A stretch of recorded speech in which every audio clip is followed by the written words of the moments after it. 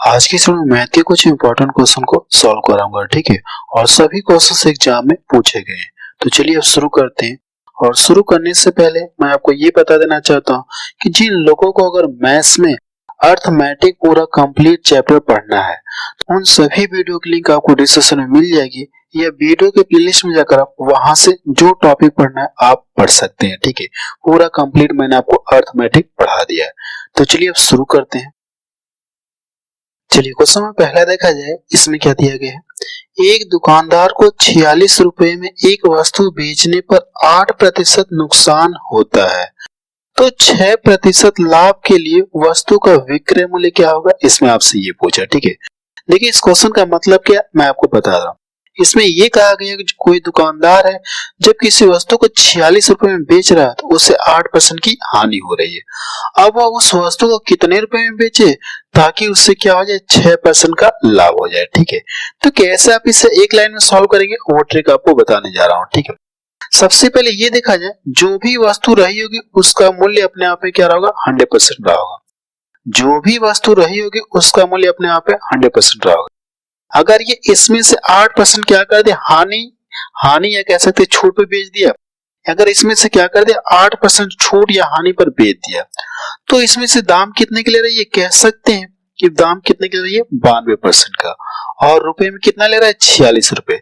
तो कह सकते हैं 92% बराबर ये 46 है, यानी ये इसके बराबर है। तो करना क्या आपको, इसमें क्या करिए, 46 में क्या करिए, 92 से भाग दे दीजिए और 100 से गुणा कर लीजिए।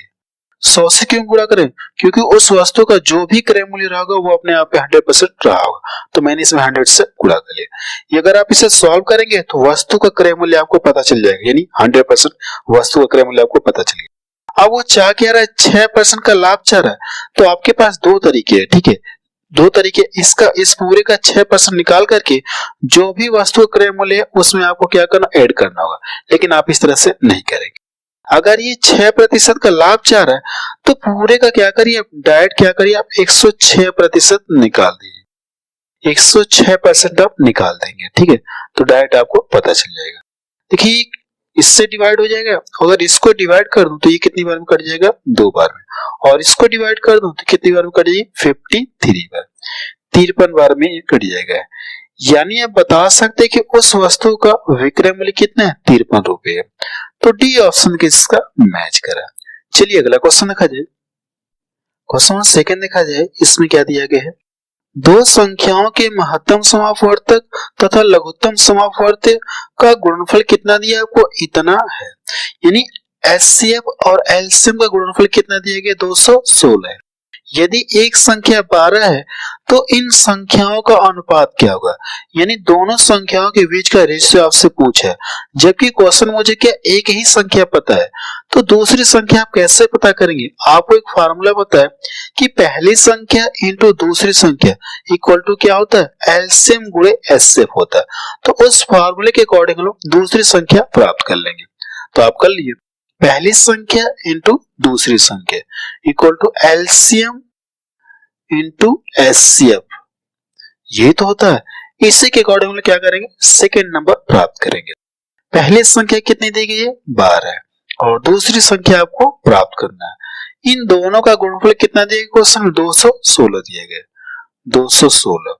अब देखिए इसको मैं डिवाइड कर दूं तो कितनी बार में कट जाएगी, 12 एकम 12 हो गया और 9 इधर गया, 12 अट्ठे 96।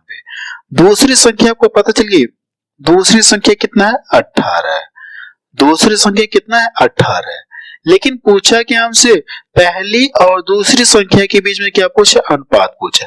तो आप दोनों के बीच में क्या करिए, आप रेशियो लगा दीजिए। पहली संख्या और दूसरी संख्या 12 और ये कितना, 18 है। देखिए 6 से ये भी कटेगा, 6 से ये भी कटेगा।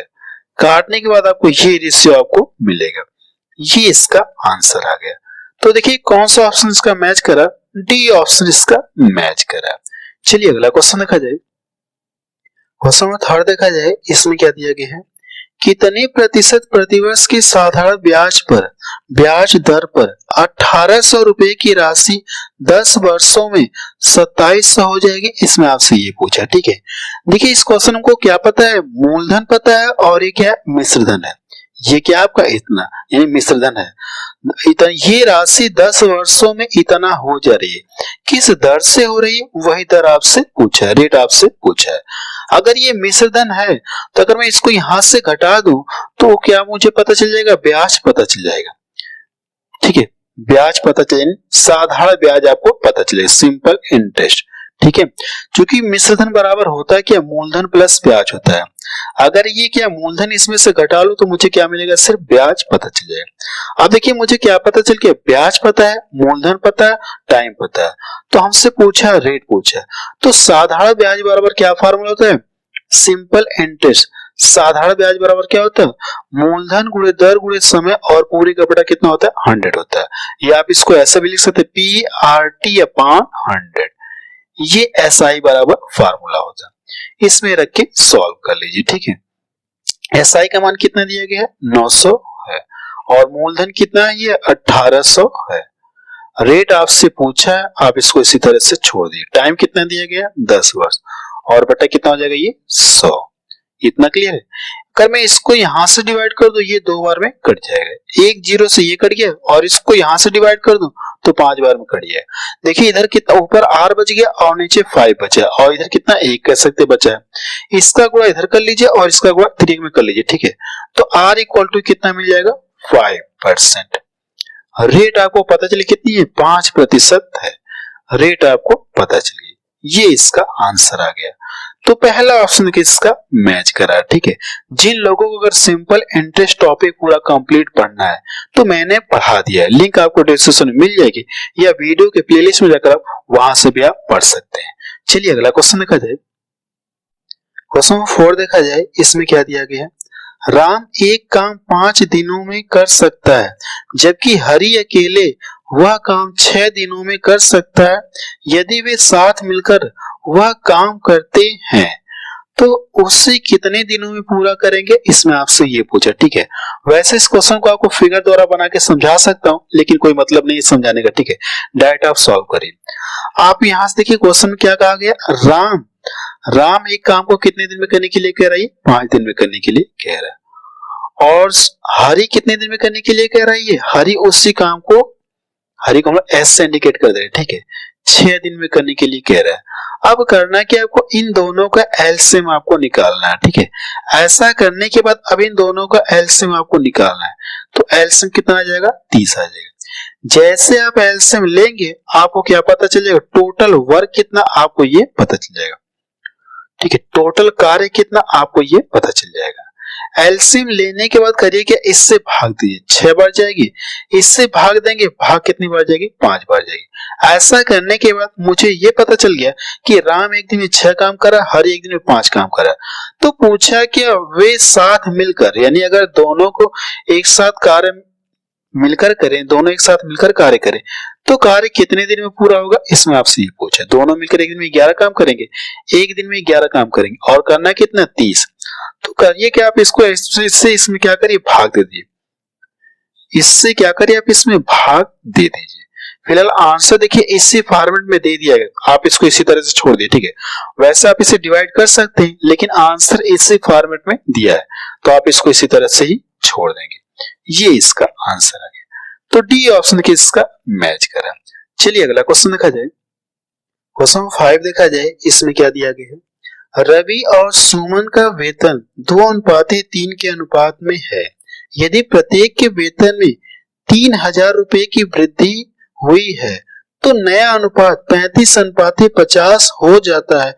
सुमन का नया वेतन क्या है, इसमें आपसे ये पूछा। ठीक है, देखिए इस क्वेश्चन को 2-3 तरीके से सॉल्व कर सकते हैं, लेकिन मैं आपको सिर्फ एक ही तरीका बताऊंगा, और वो भी आपको प्रॉब्लम्स ऑन एजेस के कॉन्सेप्ट पे आपको सॉल्व कराऊंगा। ठीक है, आयु संबंधित प्रश्न जो जैसे क्वेश्चन सॉल्व करते हैं, ठीक है, एज के क्वेश्चन को लोग जैसे सॉल्व करते हैं उसी के अकॉर्डिंग इस क्वेश्चन को भी सॉल्व करते हैं।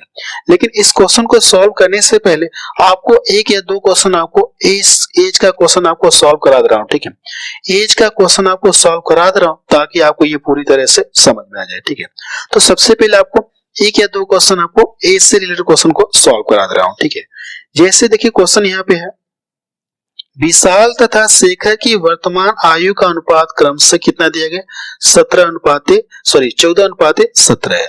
6 वर्ष बाद इनकी आयु का अनुपात क्रमशः 17:20 हो जाएगा।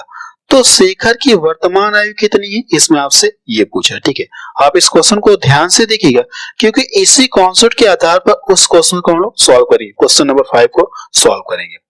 अब देखिए विशाल को हम लोग किससे बी से इंडिकेट कर रहे हैं और शेखर को हम लोग एस से इंडिकेट कर रहे हैं।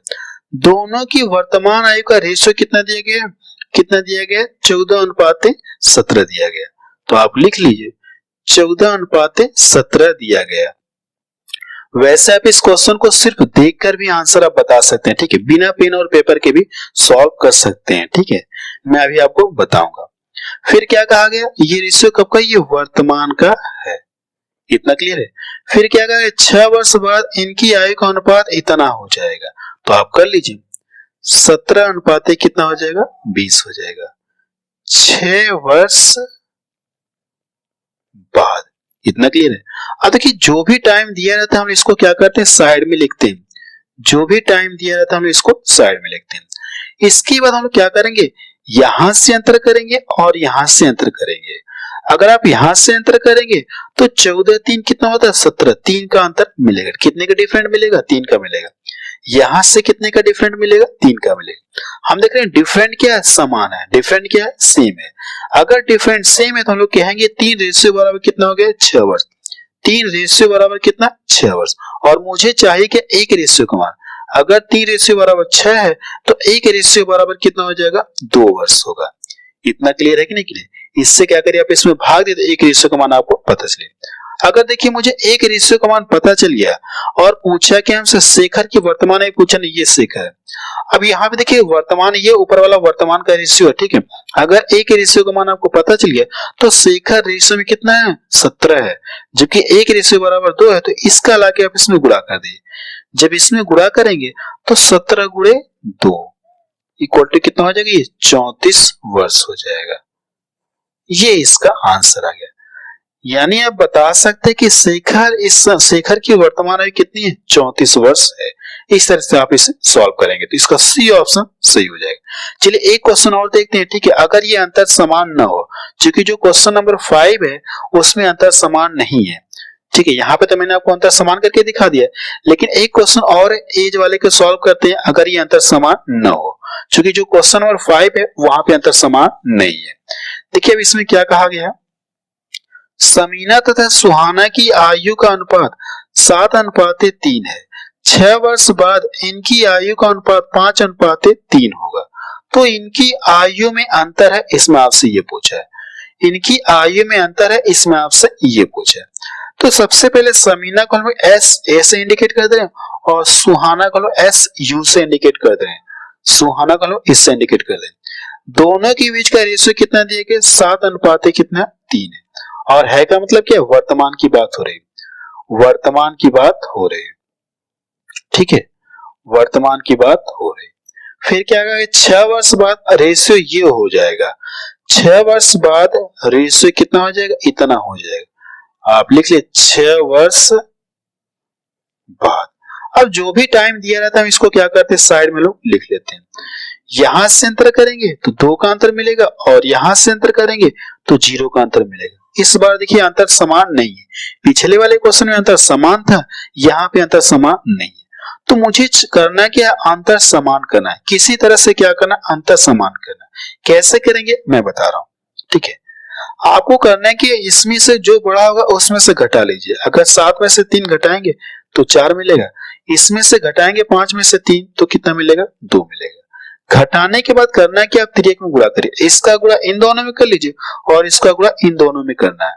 जब इसमें करेंगे तो कितना मिल जाएगा, 14 मिलेगा और इसमें करेंगे 6 मिलेगा।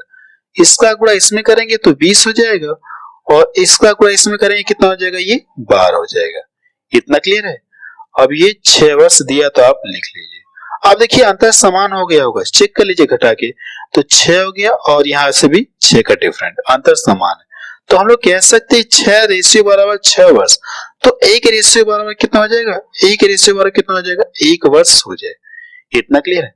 अब देखिए आपको 1 रेशियो का मान पता चल गया और क्वेश्चन में पूछा क्या हमसे, दोनों के बीच में क्या पूछा, अंतर पूछा और वर्तमान की बात हो रही है। तो ऊपर वाला देखिए रेशियो ऊपर वाला रेशियो क्या वर्तमान का है। अब अंतर पूछे तो अब आपके पास दो तरीका है। पहला तरीका ये कि इसका गुणा इसमें करिए तो समीना की आयु पता चल जाएगी, इसका गुणा इसमें करेंगे तो सुहाना की आयु पता चलेगी। फिर दोनों के बीच का क्या कर लेंगे, अंतर कर लेंगे, दोनों की आयु का अंतर कर लेंगे। ये पहला तरीका है।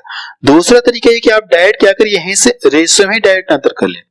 दूसरा तरीका ये है, अगर ये अंतर पूछा है तो इन दोनों का रेशियो में ही अंतर कर लीजिए तो कितने का अंतर मिलेगा, 8 का मिलेगा। ठीक है, अब यहां से जो आपको एक रेशियो बराबर जो भी मान दिया है इसका लाके इसमें गुणा कर दीजिए तो कोई फर्क तो होगा नहीं, 8 में 1 से गुणा करें कोई फर्क नहीं होगा। ये इसका आंसर है। दोनों के बीच में कितने का अंतर है, 8 वर्ष का अंतर है। ठीक है, तो पहला ऑप्शन इसका मैच करा। अब हम लोग क्या करेंगे, इसी के अकॉर्डिंग क्वेश्चन नंबर 5 को सॉल्व करने जा रहे हैं। यहाँ पे रेशियो समान नहीं है तो हम लोग क्या करेंगे, इस क्वेश्चन को भी सॉल्व करेंगे और इस क्वेश्चन में भी क्या रेशियो समान नहीं है। चलिए देखा जाए। अब चलिए देखिए इसमें क्या दिया गया है, रवि और सुमन का वेतन 2:3 के अनुपात में है। यदि प्रत्येक के वेतन में 3000 रुपए की वृद्धि हुई हो तो नया अनुपात इतना हो जाता है। तो सुमन का नया वेतन आपसे पूछा है।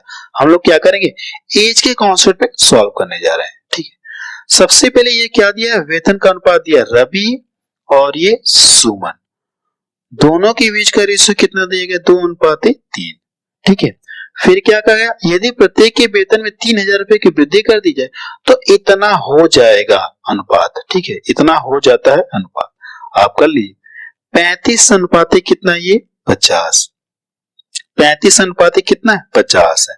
अब आपको करना है क्या, यहां से अंतर करेंगे और यहां से अंतर करेंगे तो कितने का अंतर मिलेगा, यहां से 33 का मिलेगा और यहां से कितना मिलेगा, ये 47 का अंतर मिलेगा।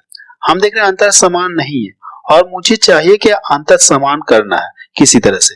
तो कैसे, मैंने आपको बताया पीछे, आपको करना है कि जो बड़ा होगा उसमें से घटा लीजिए और इधर घटाएंगे तो कितना मिल जाएगा, ये 15 मिलेगा। अब इसका गुणा इन दोनों में कर लीजिए और इसका गुणा इधर करिए, इसमें करेंगे तो 30 मिल जाएगा, इसमें करेंगे तो कितना मिलेगा, 45 मिलेगा। इतना क्लियर है। अब इसका गुणा इसमें करेंगे, इसका गुणा इसमें करिए, कितना मिल जाएगा, 35 ही मिलेगा और इसमें करेंगे तो 50 ही मिलेगा। ठीक है, अब इससे आपको कुछ लेना देना नहीं, इसका काम फिनिश हो गया। अब देखिए यहां से अंतर समान हो गया होगा, कितने की वृद्धि हो रही, कह सकते हैं कि 5 और यहां से भी कितना बढ़ रहा है, 5। कह सकते हैं पहले 30 था, अभी कितना हो गया बढ़ के 5, यहां से ये बढ़कर कितना हो गया 5। लेकिन यहां से रुपए में कितने की वृद्धि हो रही है, 3000 रुपए की वृद्धि हो रही है। रेशियो में देखा है तो कितने की वृद्धि हो रही है, 5 की वृद्धि हो रही है, लेकिन रुपए में कितने की वृद्धि हो जा रही है, 3000 रुपए की। तो कह सकते हैं आपको करना है कि इस वृद्धि से इस वृद्धि में क्या करना, आपको भाग देना, जो 3000 की वृद्धि हो रही है इसमें भाग देंगे तो 5 6 का 30, 600 बार भाग जाएगी, 600 बार भाग जाएगी। तो पूछा कि नया वेतन पूछा ना, बढ़ने के बाद ये बढ़ा वाला वेतन। ठीक है, ये नया अनुपात इनका। ठीक है, अब जितनी बार भाग जाएगी और किसकी पूछा, सॉरी किसका वेतन पूछा, सुमन का वेतन पूछा, तो सुमन वाले मिला के गुणा कर दिए। ठीक है, जितनी बार भाग जाएगी, सुमन का वेतन पूछा है तो सुमन वाले में लाके गुणा कर दिए नया वाले में। ठीक है, इसमें करेंगे तो कितना हो जाएगा, 5 6 का 30, यानी कितना हो जाएगा, ये 30,000 रुपए। सुमन का नया वेतन कितना आ गया, 30,000 रुपए आ गया।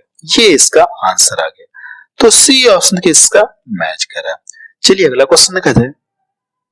क्वेश्चन सी देखा जाए, इसमें क्या दिया गया है, एक दुकानदार किसी वस्तु के अंकित मूल्य पर 22% की छूट देता है और फिर भी 20% लाभ प्राप्त करता है।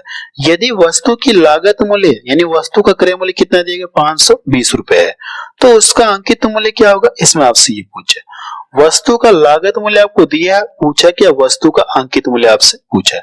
देखिए इस क्वेश्चन को दो तरीके से सॉल्व कर सकते हैं। ठीक है, इस क्वेश्चन को क्या कर सकते हैं, दो तरीके से सॉल्व कर सकते हैं, लेकिन जो सबसे फास्ट ट्रिक है वो आपको बताऊंगा। ठीक है, सबसे पहले मैं आपको इस क्वेश्चन को थोड़ा सा डिटेल में समझा दे रहा हूं, फिर कैसे आप इसे एक लाइन में सॉल्व करेंगे वो ट्रिक भी आपको बताऊंगा।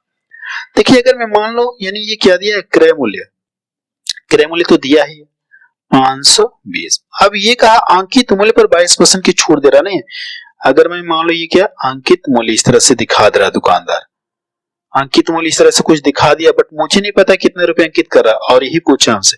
अब अंकित मूल्य पर ये क्या कर रहा है, 22% ऑफ दिखा दिया, 22% ऑफ दिखा दिया। ठीक है, एक लाइन में कैसे सॉल्व करेंगे अभी आपको बताऊंगा, पहले थोड़ा सा समझ लिए डिटेल में। ठीक है, अंकित मूल्य पर क्या कर दिया इसने 22% ऑफ कर दिया।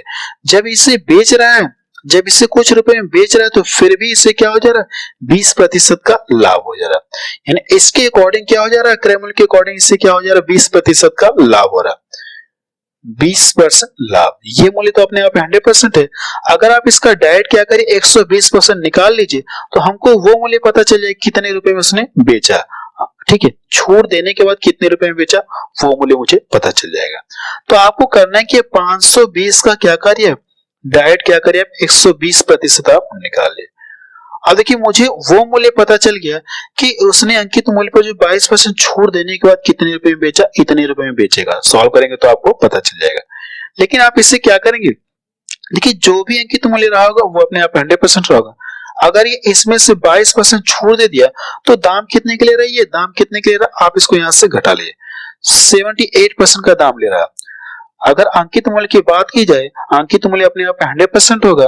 अगर इसमें से 22% छूट दे दिया तो दाम कितने के ले रही है 78% का, 78% का दाम ले रहा और रुपए में कितना ले रहा इतने रुपए। तो कह सकते हैं 78% के बराबर है कि नहीं है। तो आपको करना है कि इसमें क्या करिए 78 से भाग दे दीजिए और 100 से गुणा कर लिए तो आपका आंसर आ जाएगा, यानी अंकित मूल्य आपको पता चल जाएगा। अब इसका कैलकुलेशन आप कर लीजिए। 100 से 100 करिए, यहां देखिए 13 से कटेगा, 13 पच्चे 65, 13 छक्का 78 और 13 चौको 52। इसको डिवाइड कर दूं तो ये कितना हो जाए 6 दूना 12। अब इन दोनों का आपस में गुणा करिए कितना मिल जाएगा, ये 800 रुपए। यानी उसने अंकित मूल्य कितना दिखाया 800 रुपए प्राइज कर दिया। अंकित मूल्य कितना यहाँ पे प्राइज कर दिया 800 रुपए प्राइज कर दिया। ये इसका आंसर आ गया।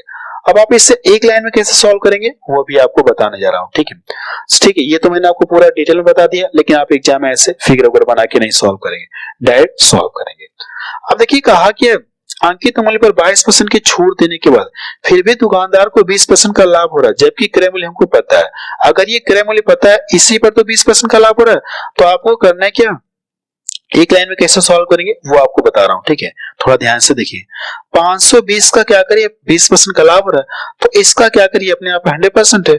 20% लाभ के लिए आपको करना है कि डायरेक्ट इसका क्या करिए आप 120% आप निकालिए। ठीक है, क्यों मैं आपको डायरेक्ट करने के लिए कह रहा हूं, क्योंकि अगर आप इसका क्या करेंगे 20% निकालेंगे तो जो भी 20% आएगा फिर आपको क्या करना 520 में आपको जोड़ना, तो प्रोसेस आपका 2 बार हो जाएगा। लेकिन इस तरह से प्रोसेस सिर्फ आपका एक ही बार में हो जाएगा। ठीक है, अब ये देखिए अंकित मूल्य पर क्या करे इसने 22% की छूट दे दी, तो जो भी अंकित मूल्य अपने आप 100% है, अगर 22% की छूट दे दिया तो दाम कितने के लिए 78% का दाम ले रहा है। तो कह सकते हैं रुपए में तो इतना ले रहा है, ये 78% है। इसमें करना कि आप 78 से भाग दे दीजिए और 100 से गुणा कर। जब इसका कैलकुलेशन करेंगे तो कितना मिल जाए आपको 800 रुपए मिलेगा। ठीक है, एग्जाम में आप क्या करेंगे ऐसे सॉल्व करेंगे, सिर्फ एक लाइन में सॉल्व करेंगे। ठीक है, इस तरह से फिगर आपको नहीं बनाना। ठीक है, ये तो मैंने आपको पूरा डिटेल में समझाने के लिए किया, लेकिन आप ऐसे सॉल्व करेंगे। चलिए अगला क्वेश्चन देखा जाए। क्वेश्चन 7 देखा जाए, इसमें क्या दिया गया है, एक परीक्षा में गणित में 66% और अंग्रेजी में 70% अभ्यर्थी उत्तीर्ण हुए। उत्तीर्ण का मतलब पास हुए। यदि 20% अभ्यर्थी दोनों विषयों में अनुत्तीर्ण हुए मींस फेल हो गए और 350 अभ्यर्थी दोनों विषयों में उत्तीर्ण हुए, यानी दोनों विषयों में कितने पास हो रहे हैं 350 विद्यार्थी दोनों में पास हो रहे हैं, तो कितने अभ्यर्थी परीक्षा में बैठे थे, इसमें आपसे ये पूछा है। ठीक है, देखिए इस क्वेश्चन को थोड़ा 2-3 तरीके से सॉल्व कर सकते हैं, लेकिन जो सबसे फास्ट ट्रिक है वो आपको बताने जा रहा हूं। ठीक है, अगर आपको और भी तरीका सीखना है तो मैंने आपको जब चैप्टर पढ़ाया था तो वहां आपको बताया था। ठीक है, अगर आपको और सीखना है तो आप क्या करिए मेरी परसेंटेज की वीडियो को एक बार जरूर से देख लें। ठीक है, यहाँ पे आपको डायरेक्ट सॉल्व कराने जा रहा हूँ। अब देखिए करने की ये जो भी परसेंटेज दिया है इन सभी को क्या करिए आप ऐड कर लीजिए। इन सभी को क्या करना है आपको ऐड करना है। ऐड करके क्या करिए इसमें से 100 घटा देंगे। ठीक है, पूरे में से क्या करिए 100 घटा दीजिए। अब इसके बाद करना क्या, जब इन सभी को आप ऐड करेंगे तो कितना मिल जाएगा 156 मिलेगा और ये -100। तो हमको यहां से जब घटाएंगे तो हमको ये पता चलेगा कितने पास हुए। जो भी संख्या रहेगी वो अपने आप 100% रही होगी। अगर इसमें से मैंने क्या करे 100% घटा दे रहा हूं तो बचा कितना 56% बचा। ये 56% क्या है, पास हुए। ये 56% क्या है, अभ्यर्थी जो पास हुए हैं दोनों में, ठीक है, 56% जो दोनों में पास हुए हैं। अब इसके बाद इनकी संख्या कितनी दी गई, कितनी दी गई जो दोनों में पास हो रहे हैं, 350 है। तो आपको करना है कि यहां से इक्वल कर ले, परसेंटेज में दोनों इतना पास हो रहे हैं, दोनों मिलाकर 56%, और संख्या में कितना दिया गया, 350। तो आप इसको क्या करिए, यहां से इक्वल कर लीजिए। अब इससे क्या करें, आप इसमें भाग दे दीजिए। इससे जब भाग देंगे और 100 से गुणा करेंगे तो आपको टोटल संख्या आपको पता चल जाएगी कि कितने परीक्षार्थी या कितने अभ्यर्थी जो परीक्षा में बैठे थे। अब इसका कैलकुलेशन करिए, आपको क्या आ जाएगा, आंसर आ जाएगा। देखिए अगर मैं इसको डिवाइड करूं 7 से, तो 7 पचे 35 और 7 आठे 56। 2 से डिवाइड कर दूं 25 बार में कट जाएगा और 2 चौको 8। 4 से डिवाइड कर दूं तो ये कितनी बार में कट जाएगा, ये 25 बार में कट जाएगा। अब देखिए यहाँ पे 25 है और यहाँ पे भी 25 है, यानी दोनों के बीच में क्या, मल्टीपल का साइन है। जब इन दोनों का गुणा करेंगे तो 25 बच्चे कितना हो, यानी 25 का स्क्वायर कितना होता है, 625। ये इसका आंसर आ गया। यानी परीक्षा में कितने परीक्षार्थी बैठे थे, 625। तो डी ऑप्शन किसका मैच करा, ठीक है। देखिए इस क्वेश्चन में करना है कि आपको ये सभी आपको ऐड करना है। ऐड करने के बाद आप 100 घटा लेंगे। जब 100 घटाएंगे तो मिलेगा कितना, 56%। 56% ऐसे विद्यार्थी हैं जो दोनों में पास हो रहे हैं और इनकी संख्या कितनी दी गई, 350। तो इससे क्या करें, आप इसमें भाग दे दीजिए और जो भी अभ्यर्थी परीक्षा में बैठे होंगे उनकी संख्या अपने आप 100% होगी। तो इसमें 100 से गुणा कर ले। अब इसका कैलकुलेशन करिए, आपको क्या आ जाएगा, आंसर आ जाएगा। चलिए अगला क्वेश्चन देखा जाए। क्वेश्चन में देखा जाए, इसमें क्या दिया गया है, यदि एक ट्रेन की चाल 10 किलोमीटर प्रति घंटे की वृद्धि की जाती है, यानी अगर एक ट्रेन की चाल में क्या कर दी जाए, पहले उसकी जो भी चाल थी, बट मुझे नहीं पता, अगर उसकी चाल 10 किलोमीटर प्रति आवर से और बढ़ा दी जाए तो उसे 360 किलोमीटर की यात्रा करने में पहले से क्या हो रहा है, 3 घंटे का कम समय लगता है। तो पूछा कि इसकी बढ़ी हुई गति, यानी बढ़ी हुई गति आपसे पूछा, पहले की गति न पूछकर हमसे क्या पूछा, बढ़ी हुई गति पूछा। देखिए जो भी बढ़ी हुई गति होगी इन्हीं चारों ऑप्शन में से होगी और इस क्वेश्चन को क्या करेंगे, ऑप्शन से सॉल्व करेंगे। देखिए दूरी तो समान है, ठीक है, दूरी क्या इसकी समान है। पहले जो भी इसकी चाल रही होगी, पहले जो भी टाइम लगता था, अगर मैं इसकी चाल क्या कर दूं, 10 किलोमीटर प्रति घंटा और बढ़ा दूं तो पहले से क्या हो जा रहा, 3 घंटे का कम समय लग रहा है। तो इस क्वेश्चन को हम क्या करेंगे, ऑप्शन से सॉल्व करेंगे। इन्हीं चारों में से हम लोग क्या करेंगे, पता करेंगे। तो पहला ऑप्शन लेके चेक करते हैं और दूरी आपकी यही, कितना टाइम लगेगा। चाल बराबर होता है क्या, दूरी बटा समय। चाल बराबर क्या होता है, दूरी बटा समय। तो समय बराबर क्या हो जाएगा, समय बराबर चाल बराबर आपका दूरी बटा समय होता है कि नहीं होता है। तो समय बराबर क्या हो जाएगा, दूरी अपान चाल, ये होती नहीं। इसी के अकॉर्डिंग क्या करेंगे, टाइम पता करने जा रहे हैं। तो आप यहां से टाइम पता कर सकते हैं, ठीक है। तो आपका लिए दूरी कितनी, ये 360 और चाल हम लोग पहला ऑप्शन लेके मान रहे हैं, ठीक है। अगर मान ले बढ़ी हुई चाल कितना है उसकी, 40। बढ़ी हुई चाल कितना है, 40। देखिए ये जिसको कर देंगे और ये 4 9 36, यानी कितना, 9 घंटे का समय लग रहा है। अब ये बढ़ी हुई चाल है ना, अगर ये 10 किलोमीटर प्रति आवर से ना बढ़ाई जाए तो पहले इसकी चाल कितना रहेगी, 30 रहेगी, नहीं 30 किलोमीटर प्रति आवर रहेगी और दूरी तो यही है, दूरी क्या है, वही है। तो 360 और ये, अब इसकी चाल कितना हो जाएगी, 30, अगर 10 किलोमीटर प्रति आवर से ना बढ़ाई जाए तो इसको डिवाइड करें, 3 कम 3, 3 गुना 6, कितना लग रहा है। पहले देखिए आपको करना क्या, क्या 3 घंटे कम समय लग रहा है क्या, चाल बढ़ाने के बाद।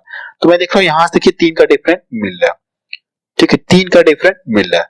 तो हम लोग कह सकते हैं अगर चाल इसकी जो पहले चाल थी, इस दूरी को तय करने में 12 घंटे का समय लगता था, अगर चाल इसकी क्या कर दी, 10 किलोमीटर प्रति आवर से बढ़ा दी जाए तो उसी दूरी को तय करने में पहले से क्या हो रहा, 3 घंटे का कम समय लग रहा है, पहले से 3 घंटे का कम समय लग रहा है। ये इसका सॉरी, ये यानी पहला ही ऑप्शन का क्या हो जाएगा, सही हो जाएगा। पहला ही ऑप्शन क्या हो जाएगा, इसका सही हो जाएगा, यानी बढ़ी हुई चाल आपको पता चलेगी। सेकंड वाला लेके चेक करेंगे तो आपको यहां से जो अंतर है 3 का नहीं मिलेगा, कुछ और मिलेगा। इसको भी लेके चेक करेंगे तो ये अंतर आपको नहीं मिलेगा, कुछ और अंतर मिलेगा, ठीक है।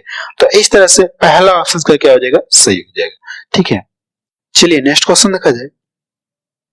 क्वेश्चन नंबर 9 देखा जाए, इसमें क्या दिया गया है, 2 पाइप ए और बी क्रमशः 12 मिनट और 15 मिनट में एक टैंक भर सकते हैं, जबकि एक आउटलेट यानी आउटलेट पाइप यानी कह सकते हैं कि निकासी पाइप लगा, ठीक है। आउटलेट पाइप सी भी खोला जाता है तो 3 पाइप एक साथ टैंक को 10 मिनट में भर सकते हैं। सी अकेले कितने मिनट में पूरा टैंक खाली कर सकता है, इसमें आपसे ये पूछा, ठीक है। देखिए यहाँ पे जो 4 लाइन लिखी है इस क्वेश्चन का मतलब क्या है मैं आपको फिगर द्वारा बना के समझा दे रहा हूँ। फिगर द्वारा आपको बना के समझा दे रहा हूँ जो 3-4 लाइन लिखी है।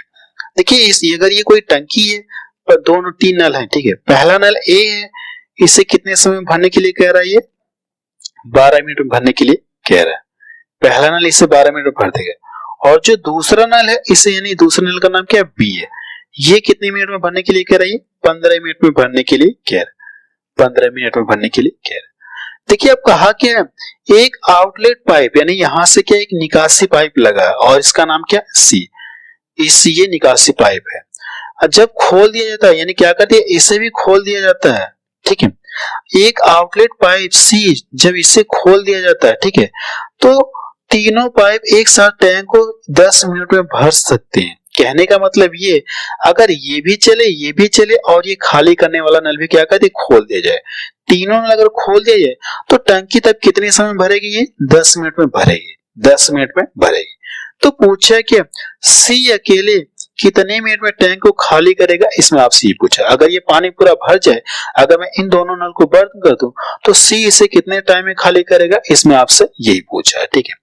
तो सबसे पहले आप करिए क्या, ठीक है, फिगर तो मैंने आपको समझाने के लिए किया लेकिन आप एग्जाम में फिगर नहीं बनाएंगे, डायरेक्ट क्वेश्चन को सॉल्व करेंगे। ए कितने समय भरने के लिए कह रहा है, 12 मिनट में भरने के लिए कह रहा है। और जो नल बी है कितने मिनट में, ये 15 मिनट में भरने के लिए कह रहा है। अब ये कहा गया तीनों पाइप अगर एक साथ खोल दिया जाए, ठीक है, यानी दोनों भरने वाले ए प्लस बी भर रहे हैं और सी वाला क्या कर रहा है, खाली कर रहा है। तो आप इसको ऐसे लिख सकते हैं, ये दोनों मिलकर भर रहे हैं और सी वाला क्या कर रहा है, ये खाली कर रहा है। कितने समय में, 10 मिनट में। अब आपको करना है कि इन सभी का आपको एलसीएम निकालना है। जब इन सभी का आप एलसीएम निकालेंगे तो एलसीएम कितना आ जाएगा, 60 आ जाएगा, ठीक है। एलसीएम कितना आ जाएगा, 60 आ जाएगा। जिन लोगों को एलसीएम निकालने का शॉर्ट ट्रिक नहीं पता है तो मैं आपको बता देना चाहता हूँ कि एलसीएम और एचसीएफ चैप्टर में मैंने आपको पूरा शॉर्ट ट्रिक आपको बताया, ठीक है। सिर्फ क्या कर सकते हैं, आप देखकर भी आप एलसीएम निकाल सकते हैं कि एलसीएम कितना होगा। एलसीएम लेने के बाद करना क्या, आपको इससे भाग देंगे, भाग 5 बार जाएगी, इससे भाग देंगे 4 बार जाएगी, इससे भाग देंगे 6 बार जाएगी। इतना क्लियर है। अब देखिए मुझे पता करना है कि यहाँ से जो सी है 1 मिनट में कितना पानी खाली कर रहा है, यही मुझे पता करना है, ठीक है। अब देखिए ये दोनों मिलकर कितना पानी भर रहे हैं, 9 लीटर। ये दोनों मिलकर क्या कर रही है, 9 लीटर पानी भर रहे हैं। जबकि सी वाला क्या कर रहा है, जब सी क्या कर रहा है, खाली कर रहा है। अगर इन दोनों का मान कितना है, 9, तो इसमें से क्या घटाया गया होगा, कि घटाने के बाद मुझे 6 मिल गया। तो आप बता सकते कि 3, अगर 3 घटाएंगे तो आपको 6 मिलेगा। ये आप यहां से भी पता कर सकते, 3 आपको मिलेगा। यानी हमको ये पता चल गया कि जो सी है 1 मिनट में कितना पानी खाली कर रहा, 3 लीटर पानी खाली कर रहा, और कितना खाली करवाना है, टोटल 60 लीटर। तो आप कर लीजिए, भाग दे दीजिए। अगर जो टोटल टंकी भरी है, टंकी क्या हो, भरी हो, और सी द्वारा खाली कराना तो 1 मिनट में 3 लीटर पानी खाली कर, तो खाली करना करना है 60 लीटर। 3 दूना 6, कितने मिनट का टाइम लगेगा, 20 मिनट का टाइम लगेगा। ये इसका आंसर आ गया। तो बी ऑप्शन किसका मैच कर रहा है, ठीक है। अब रहने दे रहे हैं, ठीक है, क्योंकि वीडियो के लिए बहुत ज्यादा हो गई, ठीक है। तो आप मुझे कमेंट सेक्शन में जाके बताएं कि ये वीडियो आपको कैसा लगा। और मैं आपको ये बता देना चाहता हूँ कि जिन लोगों को अगर अर्थमेटिक चैप्टर पूरा कंप्लीट पढ़ना है तो उन सभी वीडियो की लिंक आपको डिस्क्रिप्शन में मिल जाएगी, या वीडियो के प्लेलिस्ट में जाकर जो चैप्टर पढ़ना है आप वहां से पढ़ सकते हैं।